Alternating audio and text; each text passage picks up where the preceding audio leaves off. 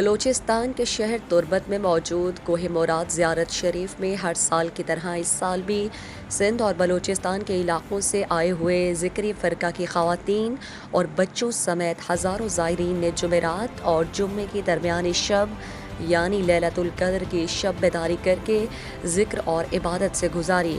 کوہ موراد کی سیکیورٹی، صحت سے متعلق میڈیکل کیمپ سمیت دیگر سہولیات اور انتظامات کا جائزہ لینے کے لیے کمشنر مکران شبیر احمد مینگل نے جمعرات کے روز کوہ موراد کا دورہ، جہاں کراچی سمیت بلوچستان سے ذکری فرقہ کے زائرین بڑی تعداد میں آ چکے۔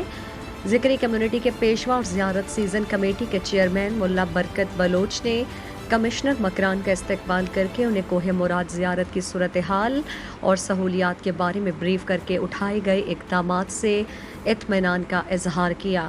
بعد ازاں کمشنر مکران نے ذکری زائرین کی عبادت گاہ زیارت میں سیکیورٹی صورتحال، انتظامات اور سہولیات کا جائزہ لیا۔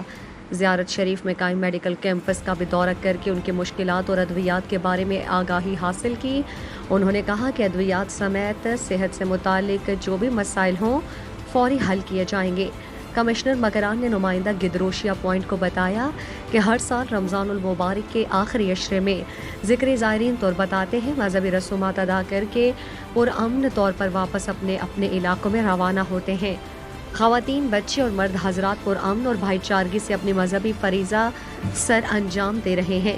مقامی انتظامیہ اور حکومت نے انہیں ہر ممکن سہولیات اور سیکیورٹی یقینی بنائی، اور اس کے علاوہ جو ہے وہ زیارت شریف کے آغاز سے قبل محکمہ کیسکو ہیلتھ، پبلک ہیلتھ اور میونسپل کارپوریشن کو ہر ممکن تعاون کی ہدایات کی۔ زیارت کمیٹی کے ذمہ دار بھی مجموعی صورتحال سے مطمئن ہیں۔ مزید دلچسپ معلومات اور خبروں سے آگاہ ہونے کے لیے Gedrosia point Facebook page, Instagram, Twitter کو فالو اور یوٹیوب چینل کو سبسکرائب کریں۔ بیل آئیکن بٹن دبانا نہ بھولیں تاکہ مکران سمیت بلوچستان کی خبروں سے جڑے رہیں۔